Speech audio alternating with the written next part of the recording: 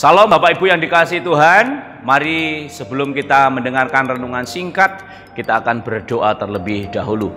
Bapa, kami bersyukur kepadamu sampai hari ini Roh Kudus menyertai kami, memampukan kami untuk melewati peristiwa ini, sehingga kami rindu untuk berbuat lebih baik lagi berkenan di hadapan Bapa melalui aktivitas dan kegiatan kami. Kami bersyukur di dalam nama Tuhan Yesus. Haleluya. Amin. Bapak Ibu yang dikasihi oleh Tuhan, hari-hari ini menjadi trending topik tentang new normal, dipercakapkan oleh banyak orang. Awalnya new normal ini adalah istilah protokol kesehatan yang akan kita mulai menjadi sebuah kebiasaan baru, ya. Dan itu terjadi karena adanya sebuah krisis yang berkepanjangan, yang tidak selesai-selesai, dan akhirnya memunculkan sebuah istilah new normal yang menjadi kebiasaan baru nanti kita berdampingan dengan kejadian-kejadian hari-hari ini. Sebuah kenormalan baru, kebiasaan-kebiasaan baru.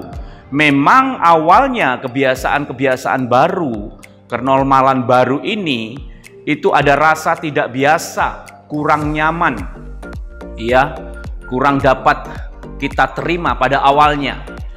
Nah, Bapak Ibu yang dikasihi Tuhan, demikian pula kehidupan rohani kita. Semestinya kita harus memunculkan perasaan krisis di dalam hidup ini, supaya muncul new normal dalam kehidupan kita. Perasaan krisis kalau kita tidak berdoa, perasaan krisis kalau kita tidak mengasihi lawan-lawan kita, perasaan krisis kalau kita tidak merenungkan firman Tuhan, perasaan krisis kalau kita tidak berbagi, perasaan krisis kalau kita tidak mengampuni, sehingga itu akan memunculkan new normal, Nah, kebiasaan-kebiasaan baru yang membuat kita akhirnya dapat menjadi sebuah habit baru dalam kehidupan kita. Bagi anak-anak Tuhan, mengampuni itu adalah hal yang memang harus kita lakukan, dan itu sudah biasa kita lakukan. Bagi anak Tuhan, hal berdoa itu adalah sesuatu hal yang biasa yang harus kita lakukan dan menjadi gaya hidup kita. Mengasihi musuh dan lawan kita itu menjadi hal yang biasa akhirnya dalam kehidupan kita. Itu sebabnya perasaan krisis ini akan memunculkan new normal, kenormalan baru, yakni berdoa, lebih mengasihi, banyak merenungkan dan melakukan firman Tuhan. 1 Petrus 5 ayat 8 berkata, "Sadarlah dan berjaga-jagalah, lawanmu si iblis berjalan keliling seperti singa yang mengaum-ngaum dan siap menelan kita." Nah, itu sebabnya harus ada perasaan krisis. Wah, kalau tidak berdoa, saya sepertinya menjadi jauh dengan Tuhan. Bukan sepertinya, memang yes. Nah, itu perasaan krisis. Jadi perasaan krisis ini harus kita munculkan di dalam hidup kita, supaya kita dapat membangun kebiasaan baru, yakni kenormalan baru di dalam kehidupan kita. Nah, Bapak Ibu yang dikasihi oleh Tuhan, itu sebabnya firman Tuhan berkata di dalam 2 Korintus 5 ayat 17, "Jadi siapa yang ada di dalam Kristus, ia adalah ciptaan baru. Yang lama sudah berlalu, sesungguhnya yang baru sudah datang."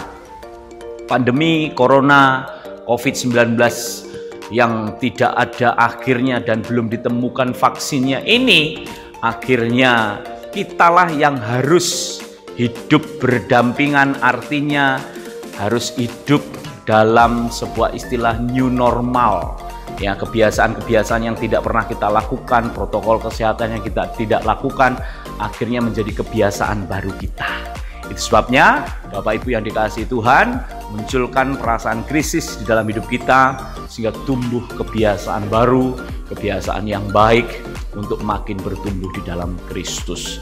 Tuhan Yesus memberkati. Mari kita berdoa. Kami bersyukur Bapa, bahwa Engkau sampai saat ini Engkau memelihara kehidupan kami, melindungi kehidupan kami.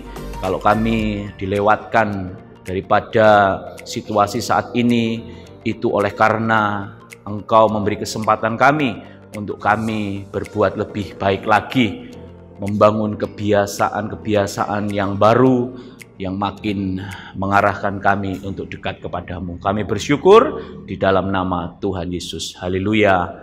Amin.